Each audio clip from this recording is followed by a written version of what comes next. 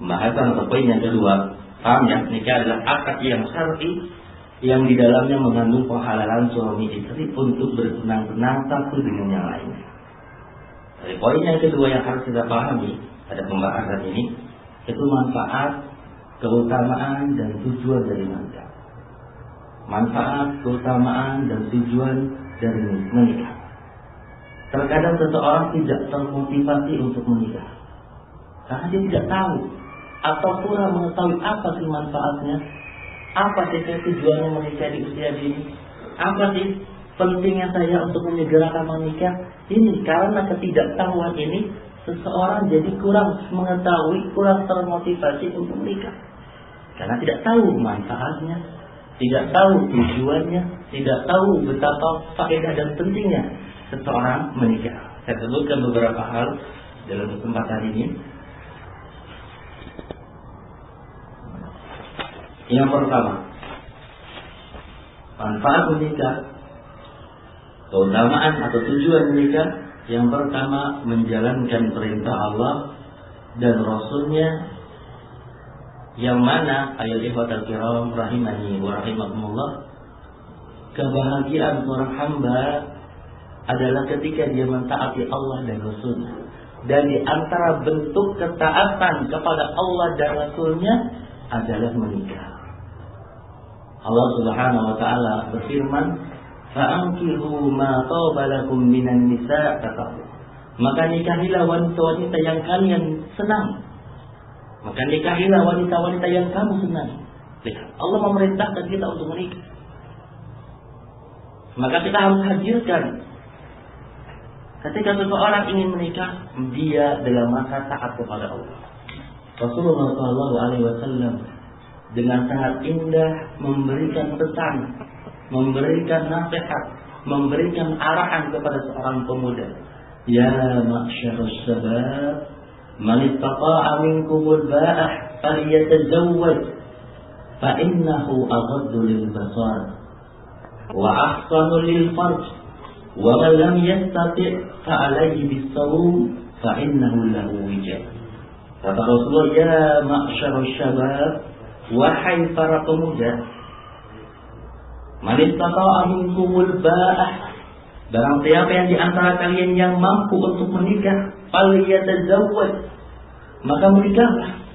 Fa innahu aghaddu lil basar, dikarenakan menikah dapat lebih menundukkan pandangan. Wa ahsanu lil farj, dikarenakan menikah dapat menjaga kemaluan.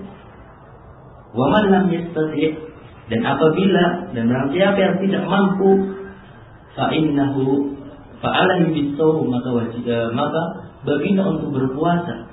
Fa innahu lahu wija', karena hal itu dapat membentengi diri. Hadis ini ma'ruf, hadis dari keluarga Imam Bukhari dan Imam Muslim. Ini pun dalil yang menunjukkan bahwasannya manfaat seseorang menikah, tujuan seseorang menikah, keutamaan seseorang menikah, dia lagi melakukan ketaatan kepada Allah dan Rasulnya. Maka anak mau tanya, kira-kira salah nggak kalau seseorang ada yang mau menikah dikatakan awas jangan deket-deket dia, nah kena virus menikah, salah nggak? Itu sering terdengar dari kalangan ini. Awas jangan deket-deket dia, nanti ketulan menikah. Nggak tepat yang seperti ayat ikhwatal kiram, karena dia lagi menjalankan ketaatan kepada Allah dan Rasulnya.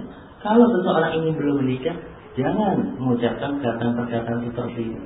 Kalau dia pikir bahwasannya dia ingin masih belajar, ya belajar. Jangan menggembosi atau membuat perkataan atau statement-statement yang seperti ini.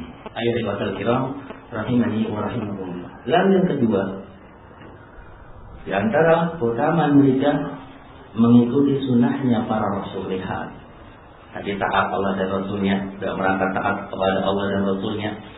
Lalu yang kedua, dalam rangka mengikuti sunnahnya para rasul. Allah Subhanahu wa ta'ala berfirman, وَلَقَدْ أَرْسَلْنَا رَسُولًا مِنْ قَبْلِكَ وَجَعَلْنَا لَهُمْ أَزْوَاجًا وَذُرِّيَّةً. Kata Allah, dan sesungguhnya kami telah mengutus beberapa rasul sebelum kamu, dan kami memberikan kepada mereka istri-istri dan keturunan. Dalam surat Al-A'raf ayat 38. Ini dalil bahwasanya menikah itu adalah merupakan sunnahnya para rasul. Lalu yang ketiga, di antara manfaat seseorang untuk menikah yaitu dalam rangka menyalurkan kebutuhan biologisnya dengan cara yang halal, dengan cara yang aman antara laki-laki dan perempuan. Kita semua mempunyai kebutuhan biologis dan penyalurannya adalah dengan menikah. Ini yang ketiga. Lalu yang keempat, dalam rangka menjaga kemaluan, melindungi harga diri dan kehormatan. Dalam rangka menjaga kemaluan, melindungi harga diri dan kehormatan, menundukkan pandangan, serta agar terjauhkan dari maksiat. Coba bayangin, manfaatnya luar biasa. Ketika seseorang ingin menikah, berarti dia ingin supaya dia tetap dalam ketaatan kepada Allah dan tidak bermaksiat kepada Rabb-Nya. Ini orang yang tujuannya menikah. Rasulullah SAW berkata, kata Rasulullah, sebuah hadis yang tadi telah kita sama-sama dengarkan, ya ma'syarus syabab, man istata'a minkumul ba'ah falyatazawwaj. Wahai para pemuda, barang siapa di antara kalian yang mampu untuk menikah, maka menikahlah, kata Rasulullah. Fa innahu aghaddu lil basar. Dikarenakan dengan menikah dapat lebih menundukkan pandangan, wa ahsanu lil farj, dapat menjaga kemaluannya, wa man lam yastati', dan apabila jika belum mampu untuk menikah, fa alaihi bis-shawm, maka baginya adalah puasa. Fa innahu lahu wida, maka hal ini adalah sebagai pembenteng bagi dirinya. Kalau kita perhatikan perkataan Syekh Muhammad bin Shalih Al-Utsaimin, beliau berkata, kata beliau, di antara keutamaan menikah adalah dengan menikah seseorang dapat menjaga kemaluannya dan kemaluan istrinya, dan menjaga pandangannya dan pandangan istrinya. Kemudian setelah keutamaan itu, lalu dalam rangka memenuhi kebutuhan syahwatnya. Lihat, Syekh Muhammad bin Shalih Al-Utsaimin yang memahami seperti itu. Ayat 5 rahimani wa rahimakumullah. Lalu yang kelima, di antara keutamaan, manfaat dan tujuan seseorang menikah dalam rangka mendapatkan keturunan dan membina rumah tangga yang di dalamnya menjadi tempat mendidik anak, mencurahkan kasih sayang dan kelembutan kepadanya.